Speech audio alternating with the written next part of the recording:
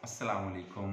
आज का इंटरेक्शन अल्लाह ताला के पाक कलाम से स्टार्ट करते हैं। नहमदु नसल्ली अला रसूलिल करीम, अम्मा बाद, फ़ाऊज़ु बिल्लाहि मिनश शैतानिर रजीम, बिस्मिल्लाहिर रहमानिर रहीम। रब्बि इश्रह ली सदरी व यस्सिर ली अमरी वहलुल उक़दतम मिन लिसानी यफ़क़हू क़ौली। ख़ुलासे तफ़सीर कुरान की सीरीज़ का आज थर्ड इंटरेक्शन है। आज इंशाअल्लाह हम पारा नंबर 3 के बारे में डिटेल में डिस्कस करेंगे। तीसरे बारे में दो सूरतें हैं, सूरह बकरा का आखिरी हिस्सा और सूरह अल इमरान का इब्तदाई हिस्सा। तीसरे पारे के आगाज़ में अहम तरीन आयत आयतल कुर्सी है। आयतल कुर्सी की फजीलत में आता है कि अल्लाह ताला की अज़मत का तज़किरा है। इसमें 17 बार अल्लाह ताला का नाम आया है। हर नमाज के बाद आयतल कुर्सी पढ़ने से बंदे और जन्नत के दरमियान सिर्फ मौत का फ़र्क है। आयतल कुर्सी इंसान को शैतान से महफूज रखती है। नबी करम सल्लल्लाहु अलैहि वसल्लम ने इरशाद फरमाया, इसे दिन रात में कई मरतबा पढ़ते थे। आयतल कुर्सी पढ़ने के मसनून मौके कौन से हैं? सुबह और शाम के अज़कार में हर फ़र्ज़ नमाज के बाद इसके मुतल्लिक रसूलुल्लाह सल्लल्लाहु अलैहि वसल्लम ने फरमाया, जो शख्स फ़र्ज़ नमाज के बाद किसी से बात करने से पहले आयतल कुर्सी पढ़ लेता है, इसके और जन्नत के दरमियान सिर्फ मौत रह जाती है। यानी इधर मौत आएगी, उधर वो जन्नत में चला जाएगा। रात को सोने से पहले हदीस में है, जो शख्स सोने से पहले इसकी तलावत कर लेता है, अल्लाह ताला सारी रात इसे शैतानी हमलों से महफूज रखेगा। सुभान अल्लाह। इस्लाम कबूल करने में जबर नहीं। अल्लाह ताला ने इंसान को आज़ाद पैदा किया है। इस्लाम कबूल करने के हवाले से इस पर कोई जबर नहीं है, क्योंकि अल्लाह ताला ने रुश्दो हदायत और सरकशी के रास्ते वाजिया कर दिए हैं कि हर शख्स के ईमाल का हतमी नतीजा क़यामत के दिन सामने आएगा। अल्लाह पाक ने फरमाया सूरह बकरा आयत 256 में, दीन के मामले में कोई ज़ोर ज़बरदस्ती नहीं है, सही बात गलत ख्यालात से अलग छांट कर रख दी गई है। लेकिन इसका ये मतलब हरगिज़ नहीं है कि मुसलमान होने के बाद आदमी आज़ाद है कि इस्लामी अहकाम पर अमल करे या ना करे। जैसा कि आजकल लोगों को नमाज का कहा जाए तो कहते हैं कि इस्लाम में ज़बरदस्ती है। ये बिल्कुल गलत नुक्ता नज़र है। इस्लाम कबूल करने के बाद इसके हर अमल पर अमल करना ज़रूरी है। इसके बाद अल्लाह ताला ने रुश्द हिदायत और गुमराही सरकशी की वजाहत करते हुए दोनों का एक और अमली नमूना पेश किया है। इब्राहीम अलैहिस्सलाम और नमरूद का मुनाजरा रुश्द हदायत का मीनार सैयदना इब्राहीम अलैहिस्सलाम है और गुमराही का अमली नमूना नमरूद है। वो खुद को रब कहलाता है, उन लोगों से सजदा कराता था। इब्राहीम अलैहिस्सलाम ने कौम के मुशरिकाना अकायद पर अमली ज़रब लगाई, यानी कि इनको बुतों को तोड़ डाला, तो हुकूमत ने गिरफ्तार कर लिया। नमरूद के दरबार में आपको पेश किया गया। इसने हुकूमत के जोर से इब्राहीम अलैहिस्सलाम के अकीदा तौहीद को गलत साबित करना चाहा, मगर अल्लाह ताला ने इसे अपने ही दरबार में शिकस्त फाश दी। इब्राहीम अलैहिस्सलाम से कहने लगा, अपने रब का तारुफ पेश करें। इब्राहीम अलैहिस्सलाम ने कहा, मेरा रब वो है जो मौत और हयात का मालिक है। वो जिंदों को मौत और मुर्दों को जिंदगी अता करता है। इसने अपने लोगों को धोखा देने के लिए कहा, ये दोनों काम तो मैं भी कर सकता हूँ। एक बेगुनाह को पकड़कर कत्ल करा दिया और एक सजाए मौत के कैदी को छोड़ दिया कि देखो मैंने एक जिंदा को कत्ल कर दिया है और सजाए मौत वाले को जो कि मर चुका था इसे जिंदगी दे दी है। इससे इब्राहीम अलैहिस्सलाम ने समझ लिया कि इसका दिमाग मोटा, इसे मेरी बात समझ नहीं आई या ये अपने सादा लोगों को धोखा देना चाहता है। आपने इस पर बहस करने की बजाय अगली दलील दी। सूरह बकरा की आयत 258, वाकई तू भी रब है तो अल्लाह सूरज को मशरिक से निकालता है, तू जरा मगरिब से निकाल ला। ये सुनकर नमरूद की बोलती बंद हो गई। इस तरह अल्लाह ताला ने इब्राहीम अलैहिस्सलाम को फतह अता फरमाई। पहला जवाब पर इब्राहीम अलैहिस्सलाम की खामोशी से मुमकिन था कि कोई मोटी अकल वाला ये समझ ले कि शायद इब्राहीम अलैहिस्सलाम ने तस्लीम कर लिया था कि नमरूद ऐसा कर सकता है। इसलिए अल्लाह ताला ने इस मसले की वजाहत के लिए मुर्दों को जिंदा करने के दो वाकयात बयान किए हैं। मुर्दों के जिंदा होने के वाकयात सूरह बकरा में मुर्दों के जिंदा होने के 5 वाकयात बयान किए गए हैं कि किस तरह अल्लाह ताला ने इस दुनिया में लोगों के सामने अपनी कुदरत कामला का मुजाहरा किया। पहला वाकया, एक शख्स एक वीरान बस्ती से गुजरा जहां लोगों की लाशें और हड्डियां पड़ी थी। मारूफ कौल के मुताबिक वो सैयदना अजीज अलैहिस्सलाम थे। उन्होंने कहा, अल्लाह इस बस्ती को कैसे जिंदा करेगा? तो अल्लाह ताला ने इन्हें और इनकी सवारी को मौत दे दी। फिर 100 साल के बाद इन्हें दोबारा जिंदा फरमाया और फरमाया, या इस शख्स की तरह जो एक बस्ती पर गुजरा और अपनी छतों पर गिरी हुई थी। इसने कहा, अल्लाह इसको इसके मरने के बाद कैसे जिंदा करेगा? अल्लाह ने इसे 100 साल तक मौत दे दी, फिर इसे जिंदा किया। फरमाया, तू कितनी देर रहा है? इसने कहा, एक दिन या दिन का कुछ हिस्सा रहा हूं। फरमाया, बल्कि 100 साल रहा है। सो अपने खाने और पीने की चीजें देखकर बिगड़ी नहीं, और अपने गधे को देख कर हम तुझे लोगों के लिए एक निशानी बनाए, और हड्डियों को देखकर हम इन्हें कैसे इकट्ठा कर जोड़ते हैं, फिर इनको गोश्त पहनाते हैं। फिर जब इसके लिए वाजिया हो गया तो उसने कहा, मैं जानता हूं कि बेशक अल्लाह हर चीज पर पूरी तरह कादिर है। तो ये पहला इंसिडेंट जो है, अल्लाह ताला जो मौत देता है और उसके बाद दोबारा जिंदा फरमाते हैं। दूसरा वाकया ये है कि एक दफा सैयदना इब्राहिम अलैहिस्सलाम ने अल्लाह ताला से इल्तिजा की कि क़यामत के दिन लोग कैसे जिंदा होंगे। अल्लाह ताला ने पूछा, तो इस पर ईमान नहीं लाता? अर्ज की, क्यों नहीं, लेकिन इत्मीनान क़ल्ब के लिए देखना चाहता हूँ।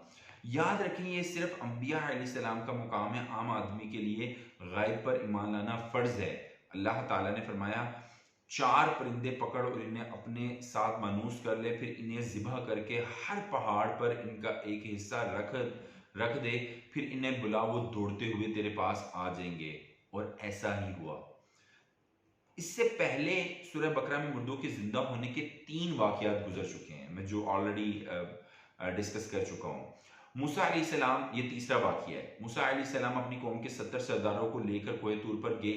इसकी वजह यह थी कि जब इनके सामने तौरात मिलेगी तो ये सरदार कौम के सामने इसकी गवाही देंगे, मगर जब किताब मिली तो उन्होंने खुद ही मानने से इनकार कर दिया और कहने लगे, अल्लाह ताला हमारे सामने आए, फिर हमारे सामने किताब दें, तब मानेंगे। अल्लाह ताला का इन पर गजब हुआ और उन्हें मौत दे दी गई। लेकिन अब एक नया मसला खड़ा हो गया कि मूसा अलैहिस्सलाम इन्हें लेकर आए थे, वो सब मर गए हैं। अब मूसा अलैहिस्सलाम कौम को क्या जवाब देंगे? तब मूसा अलैहिस्सलाम ने अल्लाह से दुआ की तो अल्लाह ताला ने इन्हें फिर से जिंदा कर दिया। सूरह बकरा आयत 55 और 56 में फरमाया, और जब तुमने कहा, ए मूसा, हम हरगिज तेरा यकीन ना करेंगे यहाँ तक कि हम अल्लाह को खुल्लम खुल्ला देख लें, तो बिजली ने पकड़ लिया और तुम देख रहे थे। गाय वाला वाकया जो मैं ऑलरेडी आपसे डिस्कस कर चुका हुआ हूँ। 5वें वाकये की तरफ मूव करते हैं। दूसरे पारे में है, एक कौम पर दुश्मन ने हमला किया, ये हजारों की तादाद में थे। इसके बावजूद मज़ाहमत ना की, बल्कि मौत के खौफ से वहां से भाग निकले। अल्लाह ताला ने इन्हें मौत दे दी ताकि इन्हें एहसास हो कि मौत से कोई भाग नहीं सकता। बाद में फिर जिंदा कर दिया। इस तरह सूरह बकरा में मुर्दों के जिंदा होने के टोटल 5 वाकयात बयान हुए हैं। सदका खैरात किसी भी माशरे में रीढ़ की हड्डी की हैसियत रखते हैं, खुसूसन जब अल्लाह ताला ने इमामत आलम का मनसब उम्मत मोहम्मद सल्लल्लाहु अलैहि वसल्लम को अता किया, तो इनका फ़र्ज़ है कि वो अपने माशरे के गरीब और कमज़ोर लोगों का ख्याल रखें और इनका ताउन करें। इसलिए अल्लाह ताला ने तीसरे पारे के आगाज़ में सदका और खैरात पर तफसील से गुफ्तगू फरमाई है। फरमाया 254 आयत सूरह बकरा में, ए लोगो जो ईमान लाए हो, इसमें से खर्च करो जो हमने तुम्हें दिया है, इससे पहले कि वो दिन आए जिसमें ना कोई खरीदो फरोख्त होगी और ना कोई दोस्ती और ना कोई सिफारिश, और काफिर लोग ही जालिम हैं। सदके की फजीलत बयान करते हुए सूरह बकरा की आयत 261 में अल्लाह पाक फरमाते हैं, इन लोगों की मिसाल जो अपने माल अल्लाह के रास्ते में खर्च करते हैं, एक दाने की मिसाल की तरह है जिसने 7 खोशे उगाए हैं, हर खोशे में 100 दाने हैं, और अल्लाह जिसके लिए चाहता है बढ़ा देता है, और अल्लाह वुसअत करने वाला, सब कुछ जानने वाला है। सदका करने के आदाब भी अल्लाह पाक ने हमें बतलाए हैं। सदका खालिस अल्लाह को खुश करने की नीयत से देना चाहिए। वरना पहाड़ों जितना माल भी खर्च कर दें कुछ फायदा नहीं होगा। बल्कि रसूलुल्लाह सल्लल्लाहु अलैहि वसल्लम ने फरमाया, जहन्नम में सबसे पहले जाने वालों में एक वो सखी भी होगा जो रियाकारी के लिए सदका करता था। अस्तगफिरुल्लाह। जब सदका अल्लाह के लिए दिया है तो फिर जिस गरीब को सदका दिया है इस पर एहसान ना जतलाया जाए। तीसरा, गरीब को ताना ना मार, तकलीफ ना दे। अल्लाह पाक सूरह बकरा आयत 264 में इरशाद फरमाते हैं, ए लोगों जो ईमान लाए हो, अपने सदके एहसान रखने और तकलीफ पहुंचाने से बर्बाद मत करो। इस शख्स की तरह अपना माल लोगों के दिखावे के लिए खर्च करता है और ईमान नहीं लाता अल्लाह पर और यौम आखिरत पर। यानी सदका करके एहसान जतलाने वाला, तकलीफ देने वाला, रियाकारी करने वाला और काफिर का सदका करना एक बराबर है, क्योंकि किसी को भी सवाब नहीं मिलता। फोर्थ वन पॉइंट में दिल की खुशी से सदका किया जाए, तंग दिली या मजबूरी और तवान समझकर सदका ना किया जाए। फिफ्थ नंबर पर अच्छी चीज सदके में दीजिए, अल्लाह ताला को घटिया चीज ना दीजिए। अल्लाह ताला फरमाता है सूरह बकरा आयत 267 में, ए लोगों जो ईमान लाए हो, इन पाकीज़ा चीजें खर्च करो, इनमें से जो तुमने कमाई हैं और जो हमने तुम्हारे लिए जमीन से निकाली है। गंदी चीज देने का इरादा ना करो जिसे तुम खर्च करते हो, हालांकि तुम खुद इसे किसी सूरत लेना पसंद नहीं करते। माल सिर्फ इन लोगों को नहीं देना चाहिए जो आपके दरवाजे पर मांगने के लिए आते हैं या जो गुर्बत के हवाले से मशहूर हैं, बल्कि इन लोगों का ख्याल करना चाहिए जो लोग अल्लाह के रास्ते में खिदमत अंजाम दे रहे हैं। इनकी ज़रूरियात पूरी करने के लिए सदका करना चाहिए। सूरह बकरा के आयत 273 में अल्लाह पाक फरमाते हैं, ये सदकात इन मोहताजों के लिए हैं जो अल्लाह के लिए रास्ते में रोके गए हैं, ज़मीन में सफ़र नहीं कर सकते। नावाकिफ इन्हें सवाल से बचने की वजह से मालदार समझता है तो इन्हें इनकी अलामत से पहचान लेगा। वो लोगों से लिपट कर नहीं मांगते और तुम खैर में से जो खर्च करोगे सो यकीनन अल्लाह इसे खूब जानने वाला है। शैतान गुर्बत का डर पैदा करके बंदे को सदका करने से रोकता है। कहीं गुर्बत के डर से सदका करने से हाथ खींच ना लेना। अल्लाह ताला सदका देने वाले से दुनिया में अपने फजल और आखिरत में बख्शिश का वादा करता है। सूरह बकरा की आयत 268 में अल्लाह पाक फरमाते हैं, शैतान तुम्हें फुकर का डर वारिद कर देता है और तुम्हें शर्मनाक बुखल का हुक्म देता है, और अल्लाह ताला तुम्हें अपनी तरफ से बड़ी बख्शिश और फजल का वादा देता है, और अल्लाह ताला वुसअत वाला, सब कुछ जानने वाला है। कर्ज देने की फजीलत और सूद की हुर्मत। सदके की एक सूरत किसी ज़रूरतमंदों को इनकी ज़रूरत पूरी करने के लिए कर्ज दिया जाए। ये ताउन की आसान तरीन सूरत है और अजीम सवाब और वाला अमल है, लेकिन कर्ज देकर इस सूद लेना नहायत कबीज और हराम काम है, क्योंकि सदका और कर्ज गरीबों की ज़रूरत पूरी करने के लिए दिया जाता है और सूद के ज़रिए गरीबों को लूटा जाता है। अल्लाह ताला का इरशाद है सूरह बकरा की आयत 280, ए लोगों जो ईमान लाए हो, अल्लाह से डरो और सूद में से जो बाकी है छोड़ दो अगर तुम मोमिन हो। फिर अगर तुमने ये ना किया तो अल्लाह और इसके रसूल की तरफ से बड़ी जंग का ऐलान सुन लो, और अगर तौबा कर लो तो तुम्हारे लिए तुम्हारा असल माल है, ना तुम जुल्म करोगे और ना तुम पर जुल्म किया जाएगा। और अगर कोई तंगी वाला हो तो आसानी तक मोहलत देना लाजिम है, और ये बात कि सदका कर दो तुम्हारे लिए बेहतर है अगर तुम जानते हो। उधार चीज देना। गुरबा के ताउन की एक सूरत इन्हें उधार चीज देना है, ये भी अजीम अमल है। ये जरूर है कि जब किसी को कर्ज दें या कोई चीज उधार दें तो इसे लिख लिया करें और इस पर दो मर्दों को गवाह बना लें। अगर दो मर्द ना मिले तो एक मर्द और दो औरतों को गवाह बना लें। अगर लिखने की सहूलत या गवाह मैसर ना हो तो कोई चीज रहन रखकर कर्ज दे दिया करो। इन हदायत का मकसद यह है कि बाद में कोई बड़ा मसला खड़ा ना हो। सूरह बकरा की आखिरी दो आयत की फजीलत। रसूलुल्लाह सल्लल्लाहु अलैहि वसल्लम ने फरमाया, जो शख्स रात को सूरह बकरा की आखिरी दो आयत पढ़ ले तो इसके लिए काफ़ी होंगी। सैयदना नुमान बिन बशीर रदिल्लाह ताला अन्हु से रवायत है कि रसूलुल्लाह सल्लल्लाहु अलैहि वसल्लम ने इरशाद फरमाया, अल्लाह ताला ने ज़मीनों आसमान पैदा करने से पहले 2000 साल पहले एक किताब लिखी। सूरह बकरा की आखिरी दो आयात ख़ास किताब से नाजिल फरमाई। किसी घर में 3 रातें ये पढ़ ली जाएं तो शैतान इनके करीब नहीं आ सकता। सुभान अल्लाह। सूरह बकरा की सेकंड लास्ट आयात में ईमानियात और अतात का तज़किरा है। आयत 285 में अल्लाह पाक इरशाद फरमाते हैं, रसूल इस पर ईमान लाया जो इसके रब की जानिब से इसकी तरफ नाजिल किया गया, और सब मोमिन भी और हर एक अल्लाह और इसके फरिश्तों और इसकी किताबों और इसके रसूलों पर ईमान लाया। हम इसके रसूलों में से किसी एक के दरमियान फ़र्क नहीं करते, और उन्हें कहा कि हमने सुना और हमने अताअत की, तेरी बख्शिश मांगते हैं ए हमारे रब, और तेरी ही तरफ लौट कर जाना है। इसमें बतौर ख़ास ये तज़किरा किया कि हम इस्लाम अंबिया पर ईमान लाने में यहूदियों और ईसाइयों की तरह तखसीस नहीं करते कि कुछ नबियों पर ईमान लाए और कुछ का इनकार कर दें। और आखिरी आयत में इस्लाम के 2 असूल बयान हुए हैं। इस्लाम का पहला असूल बयान हुआ है, इसका हर हुक्म इंसान की ताकत के मुताबिक इस पर फर्ज है। जो चीज़ इसकी ताकत में नहीं वो इस पर फर्ज ही नहीं है। सेकंड पॉइंट जो सेकंड प्रिंसिपल बयान किया गया है, इस्लाम में इसी काम पर पकड़ है जो खूब सोच समझ कर किया जाए। जो काम भूल चूक से हो जाए इस पर कोई मुआवजा नहीं है।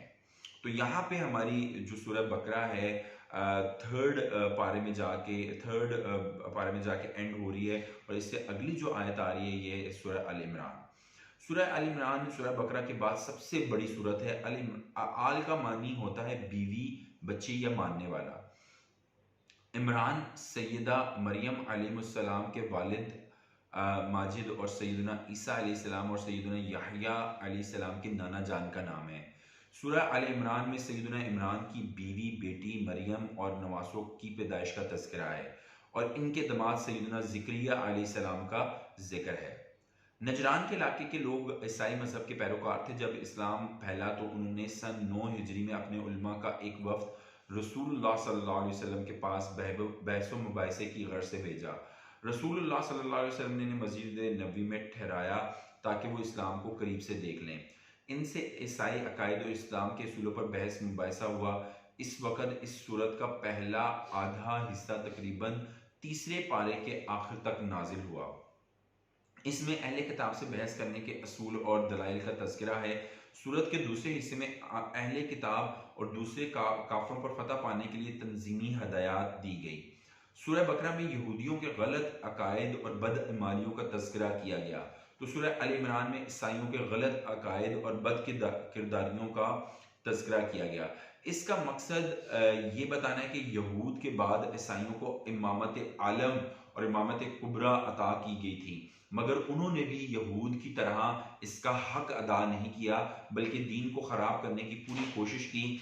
इसलिए अब ये मनसब मोहम्मद सल्लल्लाहु अलैहि वसल्लम और आपकी उम्मत को दे दिया गया है। रसूलुल्लाह सल्लल्लाहु अलैहि वसल्लम ने एक हदीस में इस बात को एक मिसाल से वाज़िया किया। आप सल्लल्लाहु अलैहि वसल्लम ने फरमाया, एक शख्स अपने किसी काम के लिए एक मजदूर लेकर आया। मजदूर ने सुबह से जोहर तक काम किया, लेकिन किसी वजह से काम छोड़कर चला गया। मालिक बाजार से दूसरा मजदूर ले आया, इसने असर तक काम किया और बीच में छोड़कर चला गया। मालिक तीसरा मजदूर लेकर आया, इसने असर से शाम तक का काम मुकम्मल किया और पूरी मजदूरी लेकर चला गया। यही मिसाल दीन की है। पहले अल्लाह ताला ने दीन की खिदमत की जिम्मेदारी यहूद के सुपुर्द की, उन्होंने जोहर तक काम किया और छोड़ दिया। फिर अल्लाह ने यह काम ईसाइयों के सुपुर्द किया, उन्होंने असर तक किया और फिर बीच में छोड़कर अलग हो गए। फिर अल्लाह ने यह काम मेरी उम्मत के सुपुर्द किया, वो इसे आखिर तक पहुंचाएंगे। मुश्तबिहात के पीछे पड़ने से परहेज करना चाहिए। हर किताब की कुछ बातें इंसान को फौरन समझ आ जाती हैं और कुछ बातें बाज लोग नहीं समझ पाते। जो बातें फौरन समझ में आ जाएं इन्हें मोहकम और दूसरी को मुतशाबे कहते हैं। कुरान मजीद में भी मोहकम और मुतशाबे दोनों किस्म की आयात मौजूद हैं, यानी कुछ बातें हमारी समझ में नहीं आती। इसकी वजह यह है कि कुरान क़यामत तक के लिए है और इसकी बाज़ आयात किसी ख़ास ज़माने से ताल्लुक़ रखती हैं। इनकी हकीकत अपने वक़्त पर खुलेंगी, जबकि हमारी अक्ल अपने ज़माने तक महदूद होती है। लिहाजा कुरान मजीद की जो बातें आदमी की समझ में ना आए, इन्हें भी मानना फर्ज है कि वो अल्लाह का कलाम है। आदमी इसकी हकीकत की तलाश में नहीं लग जाना चाहिए, वो अपने वक़्त पर वाजिया हो जाएंगी। ऐसा करने से ख़तरा ये है कि जो बात जिसकी समझ में नहीं आएगी वो इस बात का इनकार कर देगा और गुमराह हो जाएगा। सूरह आल इमरान के शुरू में ये बात इसलिए की गई कि ईसाई दरअसल मुतशाबिहात की वजह से ही गुमराह हुए हैं। ईसाइयों को इस्लाम की दावत, अल्लाह ताला ने ईसाइयों को इस्लाम की दावत देते हुए फरमाया सूरह अल इमरान 19 में, बेशक दीन के नज़दीक इस्लाम ही है, बेशक दीन अल्लाह के नज़दीक इस्लाम ही है, और वो लोग जिन्हें किताब दी गई है उन्होंने इख्तिलाफ नहीं किया, बल्कि इसके बाद इनके पास इल्म आ चुका आपस में ज़िद की वजह से। और जो अल्लाह की आयत का इनकार करे तो बेशक अल्लाह बहुत जल्द हिसाब लेने वाला है। फिर फरमाया सूरह अल इमरान आयत 20 में, फिर अगर वो तुझसे झगड़ा करें तो कह दे मैंने अपना चेहरा अल्लाह के ताबे कर दिया, और इसने भी जिसने मेरी तरफ पैरवी की, और इन लोगों से जिन्हें किताब दी गई थी, और अनपढ़ लोगों से कह दें कि वो तुम ताबे हो गए। बस अगर वो ताबे हो जाए तो बेशक हदायत पा गए, और अगर वो मुंह फेर लें तो तेरे जिम्मे तो सिर्फ पहुंचा देना है, और अल्लाह बंदों को खूब देखने वाला है। बनी इसराइल को इमामत के मनसब से हटाने पर तअज्जुब की कोई बात नहीं है। अल्लाह ताला के ये असूल है कि मुख्तलिफ अक़वाम को ज़मीन की खिलाफत अता करता है, जब वो इसके मेयार पर पूरा नहीं उतरती तो दूसरी कौम के सुपुर्द कर देता है। फरमाया आयत 26 में, कह दें ए अल्लाह बादशाही के मालिक, तू जिसे चाहे बादशाही देता है और जिससे चाहे बादशाही छीन लेता है, और जिसे चाहे इज्जत देता है और जिसे चाहे जलील कर देता है। तेरे ही हाथ में हर भलाई है, बेशक तू हर चीज पर पूरी तरह कादिर है। यहूद और ईसाइयों का बाहमी ताल्लुक सूरह अल इमरान में अल्लाह ताला ने यहूद के अकायद और इनके हक के मुकाबले में जालिमाना रवैये का तस्करा किया है, और ईसाइयों को कहा कि तुम मुसलमानों के मुकाबले में यहूदियों से ताल्लुक और इनका साथ देना दरअसल हक से दुश्मनी है। यहूद का साथ देना तुम्हें जेब नहीं देता। अल इमरान आयत 28 में अल्लाह पाक फरमाते हैं, ईमान वालों मोमिनों को छोड़कर काफिरों को दोस्त मत बनाएं, और जो ऐसा करेगा वो अल्लाह की तरफ से किसी चीज में नहीं मगर ये कि तुम इनसे बचो। किस तरह बचना है? और अल्लाह तुम्हें अपने आप से डराता और अपनी ही तरफ लौट कर जाना है। ईसाइयों को इमामत मिलने के बाद इनका फर्ज था कि वो दीन की इशाअत और इसकी तफजीज के लिए दिन रात एक कर देते, लेकिन उन्होंने हक और बातिल को खलत मलत कर दिया। सूरह अल इमरान की आयत 70-71 में अल्लाह पाक फरमाते हैं, ए अहले किताब, तुम क्यों अल्लाह की आयत से कुफर करते हो हालांकि तुम खुद गवाही देते थे। ए अहले किताब, तुम क्यों हक को बातिल से खलत मलत करते हो और हक को छुपाते हो हालांकि तुम जानते हो। ईसाइयों का ख्याल था कि हम अल्लाह ताला के बहुत करीबी हैं और अल्लाह से मोहब्बत करने वाले हैं, तो अल्लाह ताला ने फरमाया सूरह अल इमरान आयत 31 और 32 में, कह दें कि अगर तुम अल्लाह से मोहब्बत करते हो तो मेरी पैरवी करो, अल्लाह तुमसे मोहब्बत करेगा और तुम्हारे गुनाह बख्श देगा, और अल्लाह बेहद बख्शने वाला है, नहायत मेहरबान है। कह दें अल्लाह और इसके रसूल का हुक्म मानो, फिर अगर वो मुंह फेर लें तो बेशक अल्लाह काफरों से मोहब्बत नहीं करता। असाई कहते थे कि अल्लाह, मरियम और ईसा अलैहिस्सलाम मिलकर खुदा हैं और कायनात चला रहे हैं, इसलिए अल्लाह ताला ने इस सूरत में पहले सैयदा मरियम की पैदाइश का तज़किरा किया, फिर इनसे ईसा अलैहिस्सलाम की पैदाइश का जिक्र किया।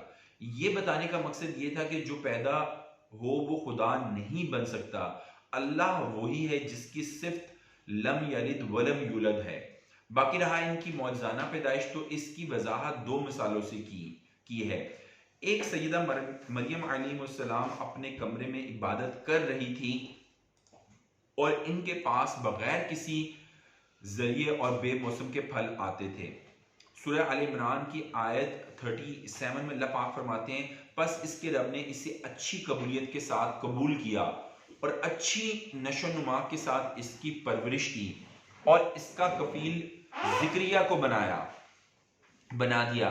जब कभी ज़िक्रिया इसके पास इबादत खाने में दाखिल होते, इसके पास कोई और ना कोई खाने की चीज़ पाता, कहा ए मरियम ये तेरे लिए कहाँ से है? इसने कहा ये अल्लाह के पास से है। बेशक अल्लाह जिसे चाहता है किसी हिसाब के बगैर रिस्क देता है।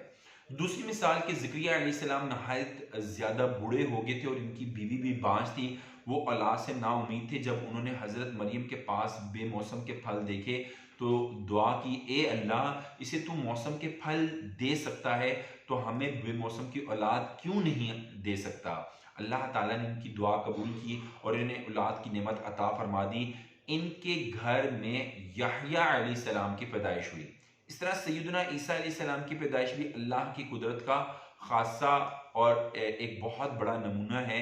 अगर ये समझते हैं कि ईसा अलैहिस्सलाम बगैर बाप के पैदाइश का मतलब यह है कि वो खुदा हैं या खुदा के बेटे हैं, तो इन्हें जवाब देते हुए अल्लाह पाक ने अल इमरान आयत 59 में इरशाद फरमाया, बेशक ईसा की मिसाल अल्लाह के नज़दीक आदम की मिसाल की तरह है कि इसे थोड़ी सी मिट्टी से बनाया, फिर इसे फरमाया हो जा, सो वो हो जाता है। यानी अगर ईसा अलैहिस्सलाम इसलिए खुदाई के दर्जे पर फाइज हैं कि वो बगैर बाप के पैदा हुए हैं, तो आदम अलैहिस्सलाम का तो बाप और माँ दोनों ही नहीं थे, लेकिन इन्हें तो अल्लाह का शरीक नहीं समझते हो। ईसा अलैहिस्सलाम के पास जो मौजज़ात थे वो सब कुछ अल्लाह के हुक्म से होता था। इनका ज़ाती कमाल ना था। उन्होंने खुद कौम को मुखातिब करते हुए फरमाया था, सूरह अल इमरान में अल्लाह पाक फरमाते हैं सूरह 49 में, बेशक मैं तुम्हारे पास तुम्हारे रब की तरफ से एक निशानी लेकर आया हूं कि बेशक तुम्हारे लिए मट्टी से परिंदे की शक्ल की मानिंद बनाता हूं, फिर इसमें फूंक मारता हूं तो वो अल्लाह के हुक्म से परिंदा बन जाता है।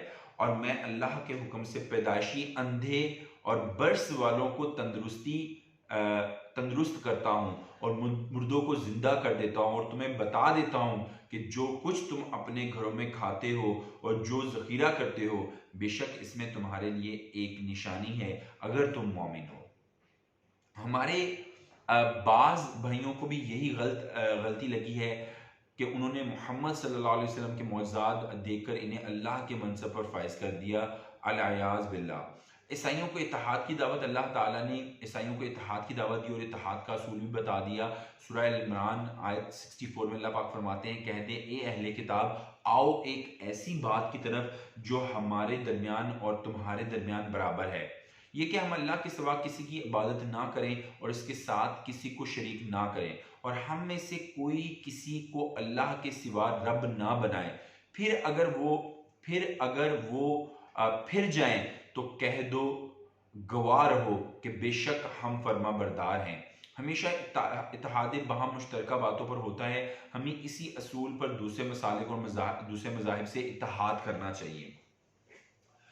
मुबाहला का चैलेंज, जब ईसाई उलमा रसूलुल्लाह सल्लल्लाहु अलैहि वसल्लम की किसी बात का जवाब ना दे सकते और हक मानने पर इमादा भी ना हुए, तो अल्लाह ताला ने मुबाहले की आयत नाजिल फरमाई। मुबाहले का मायने ये होता है कि जब किसी मसले में फरीकैन दूसरे की दलील मानने पर हरगिज़ तैयार ना हो और किसी फैसले पर ना पहुंच सकें, तो फिर अल्लाह से इल्तिजा की जाती है कि वो अभी दुनिया में फैसला कर दे और बातिल को निस्तो नाबूद कर दे। सूरह आल इमरान आयत 61 में अल्लाह पाक फरमाते हैं, फिर जो शख्स तुझसे इसके बारे में झगड़ा करे, इसके बाद तेरे पास इल्म आ चुका है, तो तू कह दे आओ हम अपने बेटों और तुम्हारे बेटों को बुला लें और अपनी औरतों और तुम्हारी औरतों को भी और अपने आप को और तुम्हें भी, फिर गिड़गिड़ा कर दुआ करें, सो झूठों पर अल्लाह की लानत भेजें। जब रसूलुल्लाह सल्लल्लाहु अलैहि वसल्लम ने आयत इनके सामने तलावत की तो उन्होंने मुबाहला करने से भी इनकार कर दिया, क्योंकि वो दिल से समझते थे कि मोहम्मद सल्लल्लाहु अलैहि वसल्लम सच्चे नबी हैं मगर हक का इतराफ़ करने पर तैयार ना हुए। मिल्लत इब्राहिमी पर कौन? इब्राहीम अलैहिस्सलाम अल्लाह के बरगुज़ीदा पैगम्बर थे, जदीदुल अंबिया और खलीलुल्लाह थे। दुनिया के तमाम मज़ाहिब इनका एहतराम करते थे। इसी एहतराम के पेश नज़र यहूद और नसारा का दावा था कि इब्राहीम अलैहिस्सलाम के दीन पर हैं। अरबों का भी यही दावा था और मुसलमान भी खुद को मुतबा मिल्लत इब्राहीम कहा करते थे। तो अल्लाह ताला ने इसका फैसला करते हुए फरमाया, अल इमरान आयत 67-68 में इब्राहीम अलैहिस्सलाम ना यहूदी थे और ना नसरानी, बल्कि एक तरफ वाला फर्मा बरदार था और मुशरिकों से ना था। बेशक सब लोगों से इब्राहिम के ज़्यादा करीब यकीनन वही लोग हैं जिन्होंने इसकी पैरवी की, और ये नबी और वो लोग जो ईमान लाए और मोमिनों का दोस्त हैं। अंबिया अलैहिस्सलाम की दावत का खुलासा ईसाई सैयदना ईसा अलैहिस्सलाम को खुदाई में शरीक खुदा का बेटा कहते हैं और इनकी इबादत करते हैं। तो अल्लाह ताला ने फरमाया आयत 79 और 80 में, किसी बशर का कभी हक नहीं कि अल्लाह इसे किताब और हुक्म और नबुवत दे, फिर वो लोगों से कह दे कि अल्लाह को छोड़कर मेरे बंदे बन जाओ और लेकिन रब वाले बनो, इसलिए कि तुम किताब सिखाया करते थे और इसलिए कि तुम पढ़ा करते थे, और ना ये हक है कि तुम्हें हुक्म दे कि फरिश्तों और नबियों को रब बना लो। क्या वो तुम्हें कुफर का हुक्म देगा इसके बाद कि तुम मुस्लिम हो? ईसा अलैहिस्सलाम ने मोहम्मद सल्लल्लाहु अलैहि वसल्लम की बिशारत दी थी। इंजील में वाज़िह तौर पर मौजूद था कि सैयदना ईसा अलैहिस्सलाम ने अपने बाद एक नबी के आने की बिशारत दी थी, और ईसाई आज भी इस बात का इंतज़ार कर रहे हैं। अल्लाह ताला ने फरमाया, जिस नबी की ईसा अलैहिस्सलाम ने बिशारत दी थी और जिसका तुम इंतज़ार कर रहे हो, वो यही मोहम्मद सल्लल्लाहु अलैहि वसल्लम है। इन्हीं के मुतल्लिक अल्लाह ताला ने आलम अरवाह में तमाम अंबिया से वादा लिया था कि जब वो नबी आएगा तो तमाम अंबिया अपनी नबूवत और किताब को छोड़कर मोहम्मद सल्लल्लाहु अलैहि वसल्लम की नबूवत को तस्लीम करेंगे। सूरह अल इमरान की आयत 81 में अल्लाह पाक ने इरशाद फरमाया, और जब अल्लाह ताला सब नबियों से पुख्ता अहद लिया कि मैं किताब व हिकमत में से कुछ तुम्हें दूं, फिर तुम्हारे पास कोई रसूल आए जो इसकी तस्दीक करने वाला हो जो तुम्हारे पास है, तो तुम इस पर ज़रूर ईमान लाओगे और ज़रूर इसकी मदद करोगे। फरमाया कि तुमने इकरार किया और इस पर मेरा भारी अहद कबूल किया। उन्होंने कहा कि हमने इकरार किया। फरमाया तो गवाह रहो और तुम्हारे साथ मैं भी गवाहों में से हूँ। आखिर में अल्लाह ताला ने वाशगाफ अल्फाज में ये ऐलान किया सूरह अल इमरान की आयत 85 में, जो इस्लाम के अलावा कोई और दीन तलाश करे तो वो इससे हरगिज कबूल ना किया जाए और वो आखिरत में खिसारा उठाने वालों से होगा। अब कोई शख्स इस्लाम के अलावा कोई रास्ता इख्तियार करेगा तो हरगिज कबूल ना होगा, क्योंकि अब हदायत का मिदार मोहम्मद सल्लल्लाहु अलैहि वसल्लम की ज़ात अक़दस है। निजात का इन्हिसार दीन इस्लाम को मानने पर है। इसके बगैर किसी भी कीमत पर निजात नहीं मिल सकती। फरमाया, बेशक वो लोग जिन्होंने अपने ईमान के बाद कुफर किया या फिर कुफर में बढ़ गए, इनकी तौबा हरगिज कबूल ना की जाएगी और वही लोग गुमराह है, यानी कबूल इस्लाम के अलावा आखिरत में निजात की कोई सूरत नहीं। तो यहाँ पे हम तीसरे पारे की जो सूरह अल इमरान है, जो हाफ डिस्कस की गई है, इसको कंक्लूड करते हैं और अल्लाह पाक से दुआ करते हैं कि अल्लाह पाक हमें सही मानों में कुरान पाक को समझने और इसके ऊपर अमल करने की तौफीक अता फरमाए। वमा अलैना इल्लल बलागुल मुबीन।